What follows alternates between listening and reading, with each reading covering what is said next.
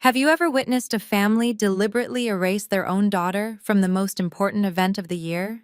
That night, I stood in the opulent ballroom of the St. Regis, watching 150 aristocratic guests take their seats for my sister's $2 million wedding rehearsal dinner. Everyone had gold-plated place cards with hand-engraved names. Everyone except me. My sister Victoria, draped in a $50,000 Vera Wang gown, smiled from the head table. "Oh, darling, we only reserved seats for important guests." The entire room tittered with laughter. My father waved his hand dismissively. "Don't make a scene, Hannah." "Hello, I'm Hannah, 32 years old, and this is the story of how I turned my sister's dream wedding into the worst nightmare of her life, completely legally and without lifting a finger. If you're watching this, please subscribe and let me know where you are watching from. 15 years ago, my life changed forever. My parents died in a car accident when I was 17, leaving me with nothing but a suitcase and a scholarship to finish high school. The Reynolds family, old money aristocrats from San Francisco, took me in as their ward. Not out of kindness, but because Margaret Reynolds needed a charity case to polish her philanthropist image for the country club circuit. From day one, they made sure I knew my place. "Remember, everything you have is because of our generosity," Margaret would remind me daily, usually while I was organizing Victoria's closet or typing her college essays. Even after I graduated summa cum laude from Berkeley and earned my MBA from Wharton, achievements Victoria couldn't dream of with her purchased degree from a third-tier school, I remained the grateful orphan in their narrative. I worked 80 hours a week at Reynolds Holdings, building a portfolio worth $500 million through strategic acquisitions and mergers. But at family dinners, Richard would introduce me as Hannah, whom we've been kind enough to support. Meanwhile, Victoria, who spent her days at charity lunches and spa appointments, was hailed as the future of Reynolds Holdings. The irony wasn't lost on me. Every major deal that made headlines with Victoria's name attached, I had negotiated it in conference rooms while she was getting her nails done.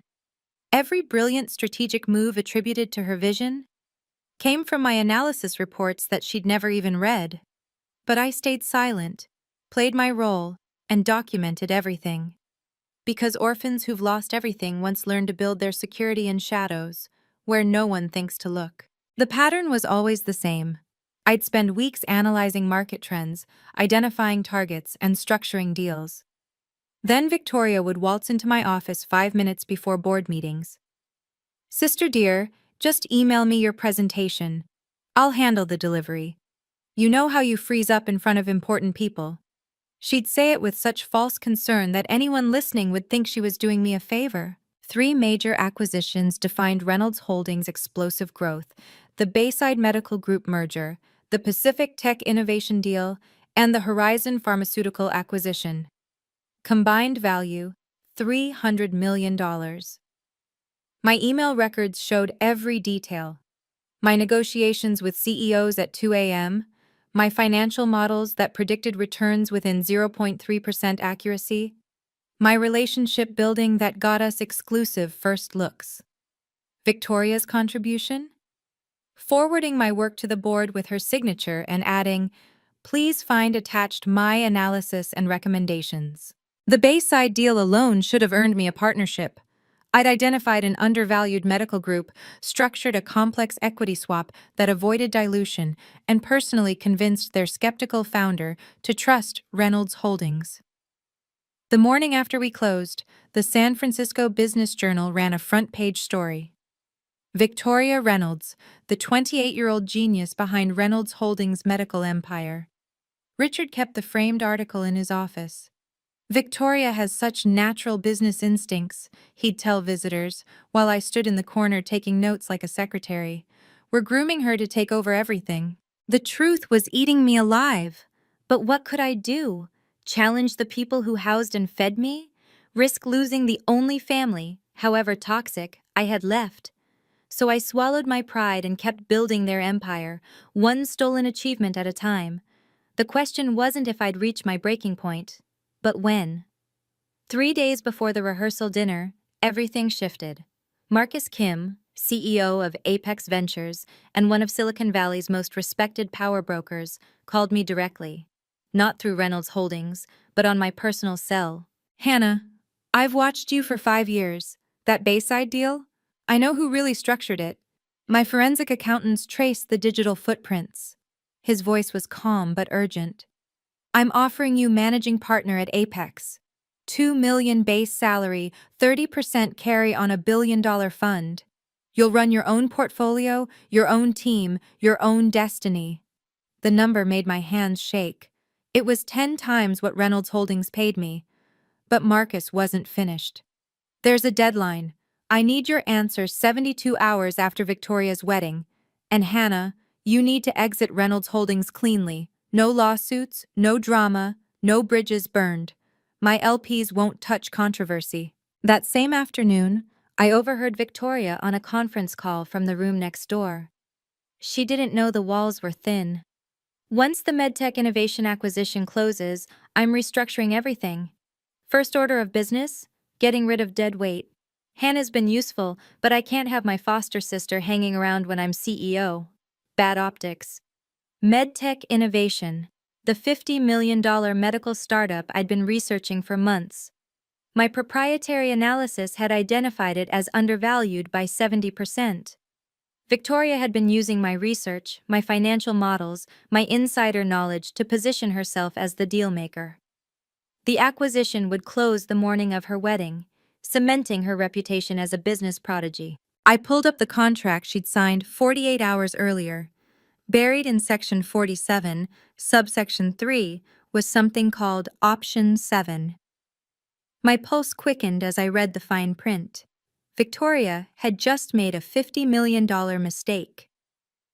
The next morning, I arrived early to gather files from my office. Victoria's door was open, her voice carrying down the empty hallway as she spoke with James Morrison, the incoming CEO of MedTech Innovation. The announcement goes live at 9 a.m. on my wedding day. Perfect timing. Forbes, Wall Street Journal, Bloomberg, they'll all cover it. Victoria Reynolds closes historic deal on her wedding day. Can you imagine the headlines? She laughed, that distinctive trill that meant she was scheming. And your team is on board with the transition? James asked. My team? Please. The only person who knows the technical details is Hannah, and she won't be a problem much longer. I've already drafted her termination letter, effective immediately after the ceremony. Daddy will sign it during the reception. He'll be too drunk on champagne to read it carefully. I stood frozen in the hallway, phone recording everything. Isn't she family? James sounded uncomfortable. Foster sister, Victoria corrected sharply. We took her in out of charity. She served her purpose. Besides, I can't have someone who knows where all the bodies are buried working for competitors. The non-compete I'm adding to her termination is ironclad. She'll never work in finance again. My phone buzzed. An encrypted message from my lawyer, David Smith at Ernst & Young. Hannah, I've reviewed Option 7 in the MedTech contract. If triggered correctly, it's devastating. But you need documented proof of insider trading. Do you have it? I looked at my phone, still recording Victoria's confession, then at the USB drive in my hand containing 5 years of forwarded emails where she'd passed off my confidential research as her own. I have everything, I texted back. The St. Regis ballroom glittered with crystal chandeliers and gold accents. 150 guests in designer clothing mingled with champagne, each finding their assigned seats at tables dressed in white orchids and silk. I walked the perimeter twice. No place card with my name. Looking for something? Victoria appeared beside me, her voice honeyed with false concern. My seat. Where am I sitting? Oh, Hannah. She touched my arm with perfectly manicured fingers. Budget constraints, you understand. We had to prioritize actual important guests. I'm your sister. Foster sister. There's a difference. She smiled wider as Senator Whitmore and his wife approached. We're family by circumstance, not choice. Richard materialized at my shoulder. Hannah, don't make this difficult. If you're hungry, the kitchen staff has a break room. The room had gone quiet. 150 pairs of eyes watched the orphan learn her place. Among them, I spotted 3 executives from Apex Ventures at table 2, Marcus's people witnessing everything. Margaret floated over in Chanel. Dear, this is a sophisticated event. Perhaps you'd be more comfortable elsewhere. You're right, I said, my voice steady as granite. I would be more comfortable elsewhere. Victoria's laugh tinkled across the ballroom. Finally, some self-awareness. If you'll excuse me, I need to freshen up. I pulled out my phone as I walked toward the exit, making sure Victoria saw. I have some calls to make. Don't bother coming to the wedding tomorrow, Victoria called after me. Security will have instructions. The ballroom erupted in laughter. I stopped at the door, turned back, and smiled. A real smile, for the first time in 15 years. I wouldn't miss it for the world. In the parking garage, I sat in my Tesla, hands steady as I dialed David Smith. 3 rings, then his crisp British accent. Hannah, I'm at the office with my team. Are you ready? Execute option 7, everything we discussed. You're certain? Once we file with the SEC, there's no going back. I thought of 15 years of being erased, minimized, used. Of the foster girl who'd learned to survive by being invisible. Of tomorrow's termination letter already drafted. I've never been more certain of anything in my life. Sending the forensic audit now. 127 pages documenting insider trading, securities fraud, and breach of fiduciary duty. The evidence is overwhelming. My laptop showed the email arriving, timestamps, financial records, Victoria's forged signatures on my work, and most damning, the trail showing she'd used my confidential medtech analysis to structure her purchase. An analysis that contained fabricated projections I'd planted 6 months ago as a test. She'd never bothered to verify the numbers. David, there's something else. I forwarded him the recording from this morning. She admitted to planned wrongful termination and anti-competitive practices. Brilliant. The FBI will be very interested. Hannah, do you understand what happens at 9 a.m. tomorrow? Yes. Victoria announces the medtech acquisition to 200 investors at the Grand Ballroom. The press will be there for her wedding day triumph story. And that's when we reveal you own 51% of medtech through offshore holdings. Every dollar she thinks she's spending is actually yours. I started the timer on my phone. 14 hours until Victoria's world imploded. David, make sure Ernst & Young's senior partners are there. I want this done by the book. Hannah, after tomorrow, you'll never be invisible again. Good. I'm done hiding in shadows. 5 years ago, I saved Marcus Kim's career. Apex Ventures was hemorrhaging value from a hostile takeover attempt. Marcus had 48 hours to find a white knight investor or lose everything. Victoria was supposed to handle it. Reynolds Holdings could have been that savior. Instead, she went to Cabo with friends. I worked 72 hours straight, structuring a deal that brought in 3 sovereign wealth funds as defensive investors. When Marcus asked how to thank me, I said, "Remember this moment. Someday, I might need a door opened that only you can open." He kept his word. 3 years ago, he introduced me to offshore fund managers in the Cayman Islands. Completely legal, completely invisible.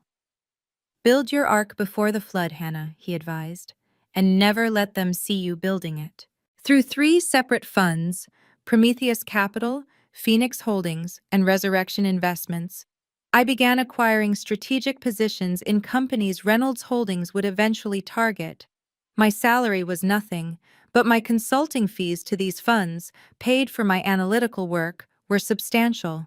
Every dollar went back into acquisitions. 6 months ago, I identified MedTech Innovation. The founder, Dr. Sarah Mitchell, was brilliant but desperate for capital. I approached her through Prometheus Capital with an offer. I'd provide seed funding in exchange for 51% equity, but with a twist. The ownership would remain hidden behind layers of legal structures until I chose to reveal it. Why the secrecy, she'd asked. Because someone is going to try to steal this company using my own research. When they do, I want them to sign every document, make every public announcement, and commit completely, before they learn who really owns it. The share certificates were filed in 3 jurisdictions, notarized and unassailable. My name appeared nowhere, yet everything led back to me. Victoria's fatal mistake wasn't just arrogance, it was laziness. The medtech innovation contract she'd signed was 200 pages of dense legal text. She'd skimmed it, signed it, and celebrated with champagne, never reading Section 47, Subsection 3, Option 7. The clause was elegant in its simplicity. Any breach of fiduciary duty, including but not limited to the use of illegally obtained proprietary information, triggers immediate asset transfer to the majority shareholder. I had insisted Dr. Mitchell include it, knowing Victoria's pattern, and Victoria had walked right into it, using my stolen analysis that contained intentionally inflated projections for MedTech's cardiac device, projections that would never materialize because the device didn't exist. I'd invented it as a trap.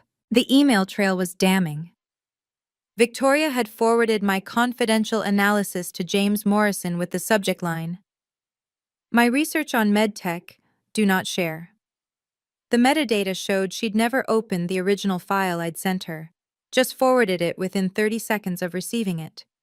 She'd committed securities fraud by claiming work she'd never even read. But the masterpiece was the timestamp correlation. Every trade Victoria made in the days before the announcement matched exactly with when she'd accessed my files. The SEC's algorithm would flag it immediately as insider trading. She'd used material non-public information, my information, to position Reynolds Holdings stock for maximum gain from the announcement. David Smith had run the numbers. "Hannah, she's violated 7 different SEC regulations. The penalties alone will exceed $5 million. The criminal charges, she's looking at potential jail time." "I don't want her in jail," I replied. "I want her to live with the consequences every single day for the rest of her life." The morning of Victoria's wedding dawned perfect. Clear skies, gentle breeze, the San Francisco Bay sparkling like scattered diamonds. The St. Regis Grand Ballroom had been transformed overnight into a wonderland of white roses and gold accents. 200 chairs faced a stage where the signing ceremony would take place at exactly 9 Hunquak a.m. The guest list read like a Fortune 500 directory: tech CEOs, venture capitalists, hedge fund managers, and most importantly, Senator Whitmore's entire political network, including 3 members of the Senate Banking Committee. The press section overflowed with reporters from the Wall Street Journal, Forbes, Bloomberg, and TechCrunch. Victoria had personally invited them to cover her historic deal, the brilliant young woman closing a $50 million acquisition on her wedding day. "This will be the deal of the decade," she told Bloomberg yesterday, "a new model for female leadership in tech acquisitions." I stood in the lobby, watching the arrivals on the hotel's security monitors. David Smith and 3 senior partners from Ernst & Young entered at 8:45, their faces professionally neutral. They took seats in the 3rd row, briefcases at their feet. At 8:50, something unexpected. 5 FBI agents in dark suits entered quietly, spreading out across the ballroom's exits. They didn't block them, just positioned themselves strategically. The lead agent, Sarah Coleman, nodded at David Smith. My phone buzzed. "Marcus Kim. We're here. Table 2. The other Apex partners want to see this." 8:55 a.m. Victoria swept in through the side entrance in her wedding dress, a custom Vera Wang creation that cost more than most people's annual salaries. Her smile was radiant, her confidence absolute. She had no idea that Option 7 had been triggered at midnight, or that her entire world was about to collapse in front of everyone who mattered. Have you ever been in a situation where your family took credit for your hard work? Comment below and let me know. And if you want to see how Option 7 becomes the nuclear weapon that destroys a $50 million empire in less than 24 hours, make sure to subscribe and hit the notification bell right now so you don't miss the explosive climax. Victoria commanded the stage like she was born for it. The spotlight hit her wedding dress, creating an ethereal glow that made the photographer's cameras click in rapid succession. 200 of San Francisco's most powerful people applauded as she approached the microphone. Good morning, everyone. Before I marry the love of my life in 3 hours, I wanted to share something extraordinary with you. She paused for effect, her smile electric. Today, Reynolds Holdings completes the acquisition of MedTech Innovation, a $50 million deal that will revolutionize cardiac care in America. The applause was thunderous. Senator Whitmore beamed from the front row. Richard and Margaret stood beside the stage, their faces glowing with parental pride. This acquisition represents everything I believe in, Victoria continued, gesturing to the presentation screen behind her showing MedTech's logo. Female leadership, innovative thinking, and the courage to make bold moves. They said I was too young, too inexperienced. But here I am, about to enter the billion-dollar club before my 30th birthday. She clicked to the next slide.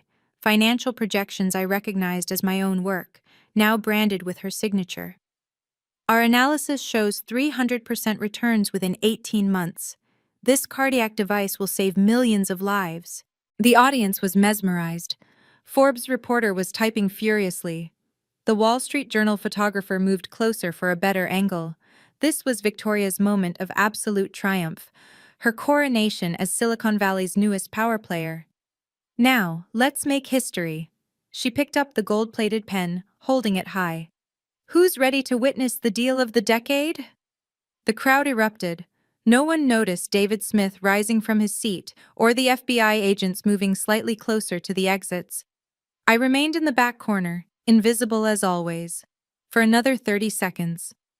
Victoria's pen was poised above the signature line when David Smith's voice cut through the celebration like a surgical blade. Ms. Reynolds, I need you to stop. The ballroom fell silent. David walked toward the stage with the measured pace of someone who had done this before, his Ernst & Young credentials visible on his lanyard. 2 senior partners flanked him, carrying sealed folders marked Confidential, SEC Filing. I'm David Smith, Senior Forensic Auditor with Ernst & Young. We have an urgent matter requiring immediate disclosure to all parties present. Victoria's smile froze. This is highly inappropriate. Security? But the security guards were looking at the FBI agents, who had subtly moved to block any attempt at interference. Senator Whitmore stood up, his face darkening.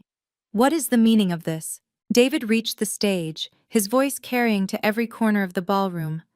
Ms. Reynolds, before you sign that document, you should know that as of midnight last night, Option 7 in your original purchase agreement has been triggered. Option 7? Victoria's voice cracked slightly. What are you talking about? Section 47, subsection 3 of the contract you signed 48 hours ago. The clause that transfers all assets to the majority shareholder in case of fiduciary breach. David opened his folder, pulling out a document with multiple official seals. We've been retained to inform you that you no longer have the authority to complete this transaction. The press section exploded with movement. Cameras swung toward the stage. Bloomberg's reporter was already live tweeting. Richard Reynolds pushed forward. This is ridiculous. My daughter owns this deal. No, Mr. Reynolds, David replied calmly. She doesn't. And in approximately 60 seconds, the actual owner will explain why. Victoria's face had gone white beneath her makeup. This is impossible. Who would dare? Ms. Reynolds, David interrupted, please remain where you are. The presentation screen behind Victoria flickered to life. David's team had connected their laptop, and suddenly, 127 pages of forensic analysis appeared in rapid succession: financial records, email timestamps, trading patterns, and at the center of it all, a name that made Victoria gasp. Hannah Reynolds, beneficial owner. This is a comprehensive SEC filing documenting securities fraud, insider trading, and breach of fiduciary duty, David announced, his voice echoing in the silent ballroom. Every trade Ms. Victoria Reynolds made in the past 6 months was based on stolen proprietary information. The evidence was methodical, devastating, email after email showing Victoria forwarding my analysis as her own. Bank records showing suspicious transfers timed with confidential information she'd accessed. And then, the smoking gun, her recorded confession from 3 days ago, her voice filling the ballroom. Hannah's been useful, but I can't have my foster sister hanging around when I'm CEO. Senator Whitmore was on his feet. This is entrapment. It's illegal. No, Senator. FBI agent Coleman stepped forward, badge visible. Everything here was obtained legally. We've been investigating Ms. Reynolds for 3 months based on SEC whistleblower complaints. This event just accelerated our timeline. The screen changed again. 3 offshore companies appeared: Prometheus Capital, Phoenix Holdings, Resurrection Investments. Arrows connected them to a single point. Beneficial owner, Hannah Reynolds, 51% of MedTech Innovation. Victoria stumbled backward. That's impossible. Hannah is nobody. She's just... Just what, Ms. Reynolds? David asked. Just the person who actually negotiated every deal you took credit for? Just the analyst whose work you've been stealing for 5 years? Just the majority owner of the company you thought you were buying? The crowd was in chaos. Phones were out, recording everything. The Wall Street Journal reporter was on a live call with her editor. This wasn't just a scandal, it was a public execution. Wow, can you believe how fast karma is moving? From Victoria standing at peak glory to FBI involvement in just 5 minutes. If you're enjoying this story, please like and share it with your friends. Comment karma if you believe in cosmic justice. And now, for the most shocking part. I walked through the main entrance, my heels clicking against marble in the sudden silence. Every head turned. I'd chosen my outfit carefully, a black Tom Ford powersuit that cost more than Victoria's monthly allowance, the kind of understated elegance that whispered rather than screamed money. The crowd parted like the Red Sea. I walked past the Reynolds family table where Margaret sat frozen, past Senator Whitmore whose face had turned purple, past the press section where cameras tracked my every step. 3 executives from Apex Ventures stood as I passed, a sign of respect that wasn't lost on anyone. I climbed the stage stairs without hurrying. Victoria stood there in her $50,000 wedding dress, looking like a child who'd been caught stealing candy. For the first time in 15 years, we stood as equals. No, not equals. For the first time, I stood above her. Good morning, I said into the microphone, my voice steady and professional. I'm Hannah Reynolds, the majority shareholder of MedTech Innovation. The ballroom erupted. Cameras flashed like strobe lights. Richard Reynolds pushed toward the stage, but FBI agents stepped into his path. I waited for the chaos to settle, maintaining eye contact with Victoria. You, she whispered, the microphone catching it. You're nothing. You're nobody. You're just the charity case we took in. Yes, I replied calmly. I was the charity case. The foster child you reminded daily of her place. The workhorse whose achievements you stole. I turned to address the audience. But I'm also the person who owns 51% of MedTech Innovation through completely legal offshore holdings established 3 years ago. Every document Ms. Reynolds signed, every announcement she made, every dollar she thought she was spending, it's all mine. The PowerPoint presentation resumed, this time showing my complete ownership structure. David Smith narrated with clinical precision as 3 years of careful planning unfolded on screen. 6 months ago, Ms. Hannah Reynolds, through Prometheus Capital, provided seed funding to MedTech Innovation in exchange for 51% equity. Click. Share certificates from 3 jurisdictions appeared. The ownership was structured through Cayman Islands, Delaware, and Luxembourg entities, all completely legal, all properly filed.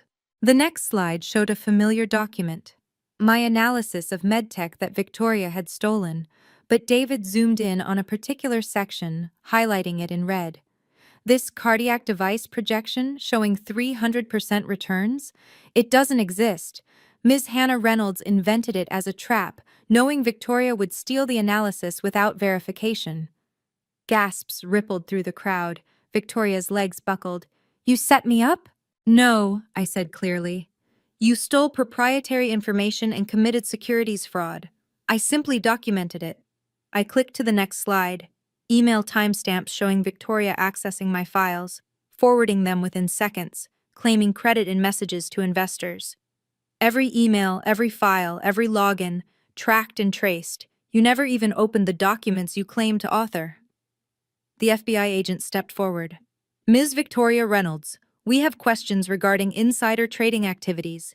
You've made 17 trades based on material non-public information stolen from Ms. Hannah Reynolds. But the final blow was still coming. I clicked to the last slide. Option 7, triggered. The clause appeared in full, each word a nail in Victoria's coffin. Due to breach of fiduciary duty, all rights to MedTech innovation transfer immediately to the majority shareholder. The $50 million Reynolds Holdings wired yesterday?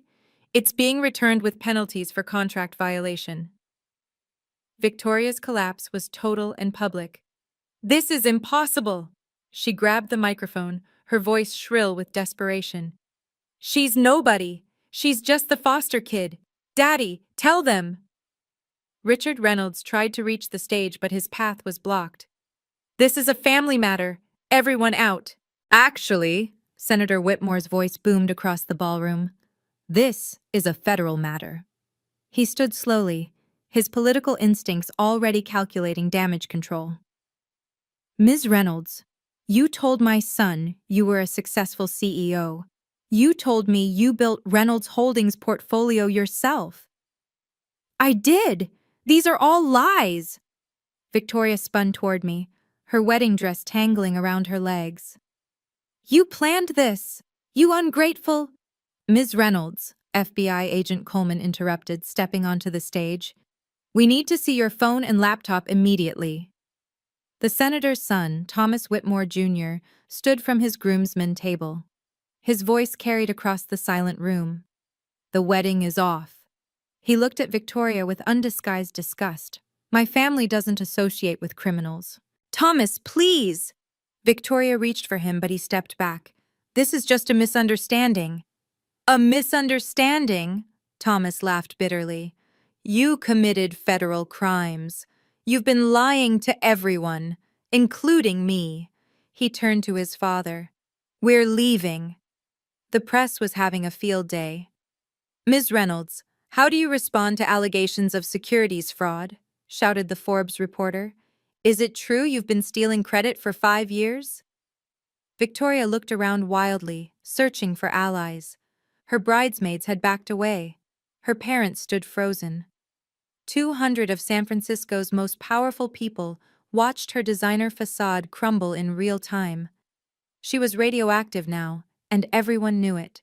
Hannah, she whispered into the microphone, tears streaming down her face, ruining her $3,000 makeup. Please. The legal machinery moved with stunning efficiency.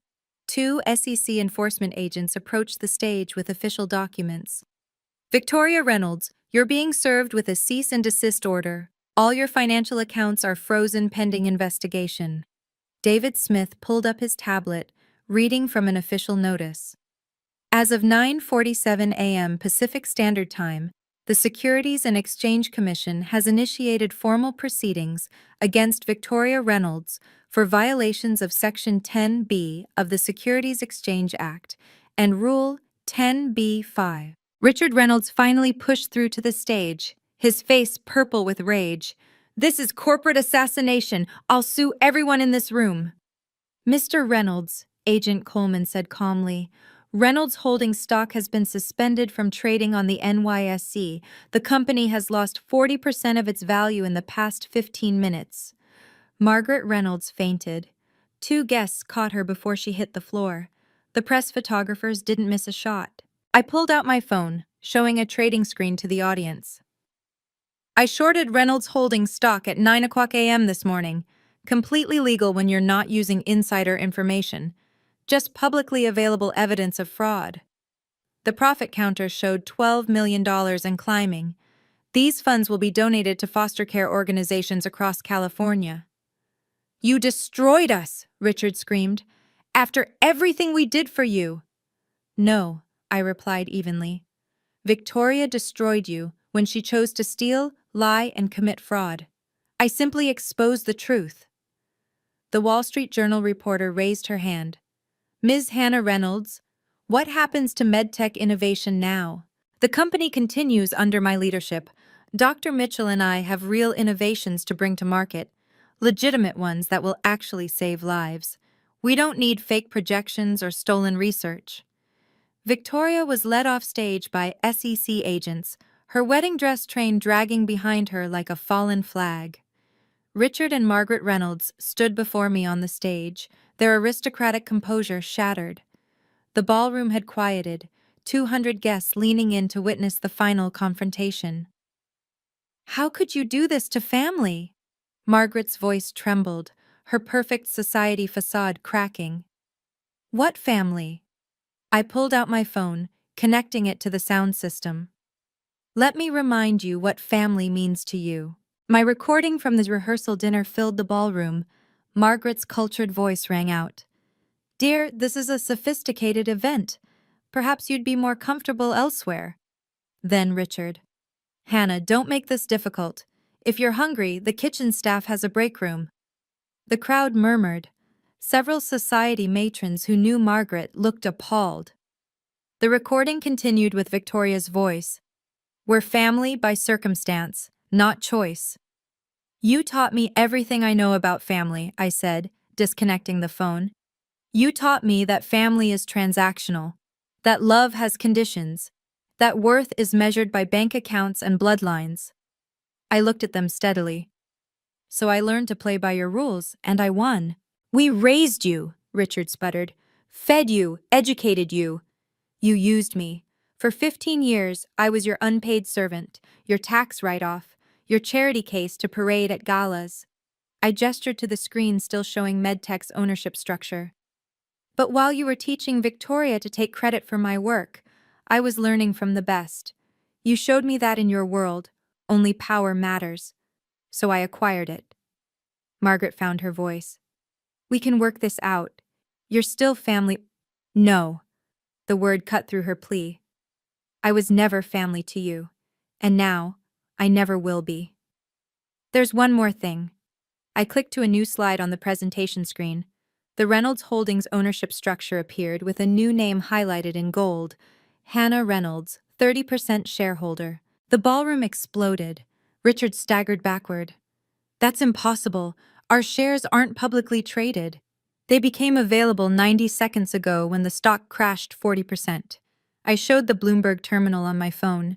Distressed asset funds controlled by Apex Ventures purchased every share that panicked board members dumped. Those shares were immediately transferred to me as part of my signing bonus. Marcus Kim stood from table 2, his voice carrying across the room. "As of this moment, Hannah Reynolds is the largest individual shareholder of Reynolds Holdings." "The board?" Richard gasped. "The board has already been notified," I continued. "An emergency shareholder meeting has been called for Monday morning. The agenda has one item: your removal as CEO." I looked at the 3 board members present in the audience. "I believe we have quorum for a preliminary vote?" One by one, 3 hands raised. The vote was unanimous. "You can't do this!" Margaret shrieked. "That company is our legacy." "Your legacy is built on my work, my strategies, my sleepless nights." I pulled out a folder David had handed me. "This is a forensic audit of Reynolds Holdings. Every major deal for the past 5 years shows the same pattern: my work, Victoria's signature, your approval. The board has seen it. The SEC has seen it. Your investors have seen it." Richard's phone buzzed incessantly. He looked at it with trembling hands. "The credit lines. The banks are calling everything in." "Yes," I said simply. "When you build an empire on lies, it only takes one truth to bring it down." Within minutes, the story went global. The Wall Street Journal's push notification hit phones across the ballroom. "Breaking. Foster daughter exposes billion-dollar fraud, takes control of Reynolds Holdings." Forbes followed immediately. "The most epic corporate revenge story of 2025. How Hannah Reynolds destroyed her adoptive family's empire in 24 hours." Bloomberg's headline was more clinical but equally damaging. "Reynolds Holdings loses $200 billion market cap after SEC fraud investigation. Founder's daughter arrested at own wedding." I stood on stage watching the metrics roll in on my phone. Victoria's name was trending #1 on Twitter with #FraudBride. Someone had already created a Wikipedia page. MedTech Innovation Scandal. My LinkedIn exploded. 50,000 new followers in 20 minutes, 10 CEO connection requests, and messages from every major venture fund in Silicon Valley. The reporters pressed forward. Ms. Reynolds, what made you decide to act now? They gave me no choice, I replied simply. Last night, they literally told me I wasn't important enough for a seat at the table. This morning, Victoria was going to fire me and destroy my career with an illegal non-compete. When someone shows you who they are, believe them. What happens to Victoria now? That's for the justice system to decide. The evidence speaks for itself. A notification popped up on my phone. A text from Dr. Mitchell. Watching the news. Our real cardiac device just got FDA approval. Perfect timing. I smiled, the first genuine smile in this entire ordeal. If you'll excuse me, I have a company to run. MedTech Innovation has actual life-saving technology to bring to market. No lies, no stolen research, just real innovation. As I walked off stage, the Forbes reporter called out, "One last question. Was it worth it?" I paused. Ask me when Victoria's sentence is announced. The justice system moved faster than anyone expected. Within 72 hours, Victoria Reynolds became a cautionary tale in every business school ethics class. The SEC's investigation revealed even more than I documented. She'd been falsifying credentials, paying for fake awards, and had even hired a ghostwriter for her thought leadership articles in business journals.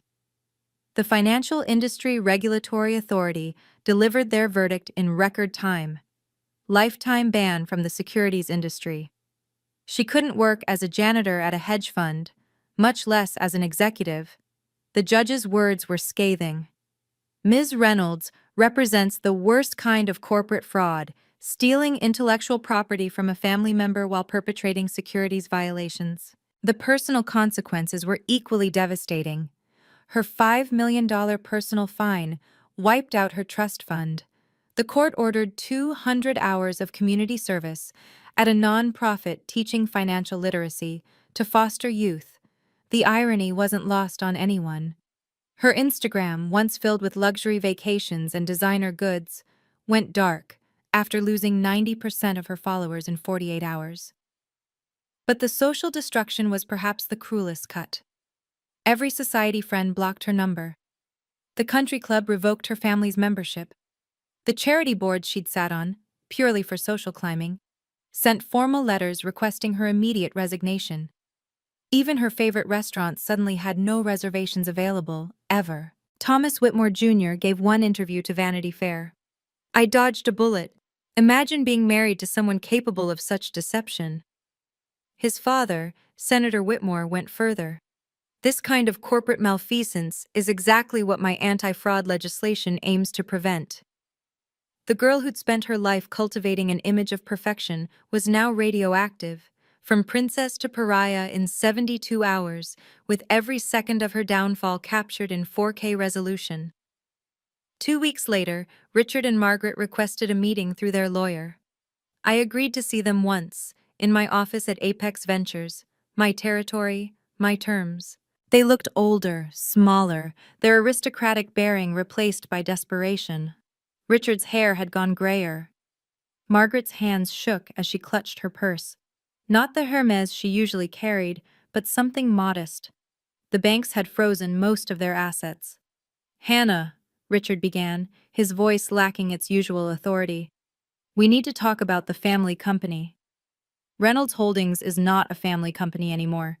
It's a publicly traded corporation where I'm the largest shareholder. "We're still family," Margaret pleaded. "Whatever happened, we raised you. You housed me. There's a difference." I kept my voice level, professional. "For 15 years, you made sure I knew I wasn't really family. Now you want to claim me because I have something you need?" "We made mistakes," Richard admitted, the words clearly costing him. "But we can start over." "No." I stood, signaling the meeting's end. "You had 15 years to treat me as family. That window is permanently closed. My lawyers will handle any necessary communication about Reynolds Holdings." Margaret started crying. Please, we have nothing left. You have each other. You have your blood daughter. That should be enough, since you always told me blood is what makes a family. I pressed the intercom. Security, please escort Mr. and Mrs. Reynolds out. As security arrived, Richard made one last attempt. This isn't over. If you contact me again outside of proper legal channels, I'll file a restraining order. I returned to my desk, pulling up MedTech's quarterly projections. Goodbye. They left, and I never saw them again. 6 months later, I stood at the podium of the Moscone Center, addressing a crowd of 2,000 at TechCrunch Disrupt. As managing partner of Apex Ventures, I was announcing our newest initiative, a $100 million fund exclusively for female founders who'd been overlooked by traditional VCs. The Phoenix Fund, I said, the name drawing applause, will invest in women who've been told they're not important enough, not connected enough, not enough period. Because I know what it's like to be underestimated. Marcus Kim watched from the front row, proud of his protege. In 6 months, I'd grown Apex's portfolio from $1 billion to $2 billion through strategic acquisitions and my network of previously invisible talent, the assistants, analysts, and associates who actually did the work while others took credit. MedTech Innovation, renamed Phoenix Innovations, had just closed a Series B at a $5 billion valuation. Dr. Mitchell's real cardiac device was saving lives across 3 continents. We donated the technology to Doctors Without Borders, ensuring it reached beyond just wealthy patients. But my proudest moment came when I announced a $10 million donation to Foster Success, a nonprofit supporting aged-out foster youth with education and career placement. Every foster kid deserves a chance to build their own empire, I told the crowd. The Wall Street Journal ran a profile titled, The Phoenix Files, How Hannah Reynolds Rose from Foster Care to Forbes 30, Under 30. They'd wanted to focus on the revenge story, but I redirected them. Success is the best revenge, but boundaries are the best protection. I'm not defined by what they did to me, but by what I chose to build despite them. My phone buzzed with congratulations from CEOs, founders, and investors worldwide. Not one message from the Reynolds family, exactly as it should be. 1 year to the day after the wedding disaster, Phoenix Innovations went public. The IPO valued the company at $5 billion, making me worth just over $2 billion on paper. I rang the opening bell at the New York Stock Exchange, wearing the same black Tom Ford suit I'd worn when I took the stage at Victoria's wedding. The contrast between the Reynolds family members couldn't be starker. Richard had retired in disgrace to a modest apartment in Marin County, his reputation forever tainted. Margaret moved to a small villa in Portugal, living off the remnants of her inheritance, too ashamed to show her face in San Francisco society. Victoria worked at a department store in Sacramento, the only job she could get with her criminal record and lifetime ban from finance. Someone had photographed her folding clothes in the stockroom, and the image went viral with the caption, "From Vera Wang to Walmart." I felt no satisfaction seeing it, just a sense of completion. The St. Regis called that week. They wanted to know if I'd be interested in purchasing their grand ballroom as a private event space. The same room where I'd been denied a seat was now being offered to me exclusively. I bought it and renamed it the Phoenix Room. The first event held there was a gala for foster success, raising $15 million for aged-out foster youth. I made sure every attendee had a hand-engraved place card at their seat. Everyone was important enough. During my speech that night, I said, "This room once represented everything I couldn't have. Now it represents everything I've built. Not through revenge, but through resilience. Not through stealing credit, but through creating value." The best response to being told you don't matter is proving that you do, on your own terms. Standing in my office overlooking San Francisco Bay, I often reflect on the lessons those 15 years taught me. The Reynolds family gave me an education they never intended, a master class in power, perception, and patience. Family isn't about blood or legal documents. It's about who shows up when you have nothing to offer. My real family now includes Marcus Kim, who saw my potential when I was invisible. Dr. Mitchell, who trusted me with her life's work, and David Smith, who helped me turn evidence into justice. Respect isn't something you beg for or earn through servitude. It's something you command through competence and boundaries. The moment you accept less than you deserve, you teach others to give you less than you're worth. When someone shows you who they are, believe them the first time. The Reynolds showed me for 15 years that I was disposable to them. Victoria showed me she would destroy anyone for success. They were telling the truth about themselves. I just took too long to listen. But the most important lesson? Document everything, every email, every timestamp, every stolen idea. Not for revenge, but for protection. Evidence is the difference between being gaslit and being believed. It's the difference between he said, she said, and here's the proof. My company motto, displayed in gold letters in our lobby, reads, "Your worth isn't determined by their acceptance." Every young woman who walks through our doors, especially the ones who've been overlooked, underestimated, or used, sees that message first. Success built on someone else's work is a house of cards.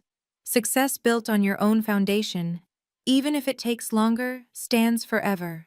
The Reynolds empire fell in 24 hours. Phoenix innovations will outlive us all.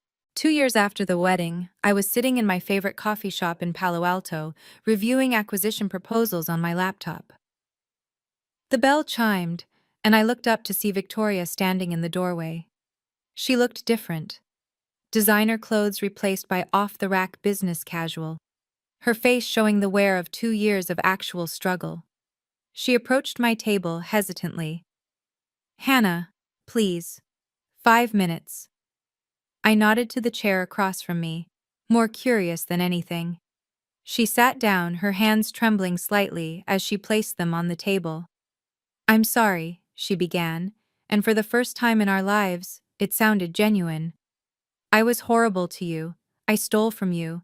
I tried to destroy you. There's no excuse." I waited, saying nothing. "I've been going to therapy," she continued, "learning about narcissistic family systems, golden child syndrome. I was raised to believe I deserved everything without earning it. You were raised to believe you deserved nothing despite earning everything." She met my eyes. We were both victims of our parents' dysfunction, just in different ways. "That's probably true," I acknowledged, "but you made choices, adult choices, cruel choices." "I know. I'm not asking for forgiveness. I just wanted you to know that I understand now what I did, and that you didn't destroy our family. I did. You just stopped enabling us." I closed my laptop, giving her my full attention. "I appreciate you saying that. And I do forgive you, Victoria, for my own peace, not for your absolution." She stood to leave, then paused. "Could we ever—" "No," I said firmly, but not unkindly. "Forgiveness doesn't mean access. I wish you well, but we're done."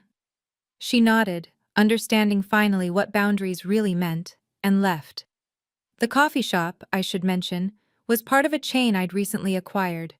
And that's how I transformed from a discarded foster daughter into a CEO of a $5 billion company. This story is 100% true, with names changed for legal protection. If you're facing toxic family abuse, remember, document everything, build your power in silence, and strike when they least expect it. Like this video, subscribe to my channel, and comment Phoenix if you're ready to rise from your own ashes.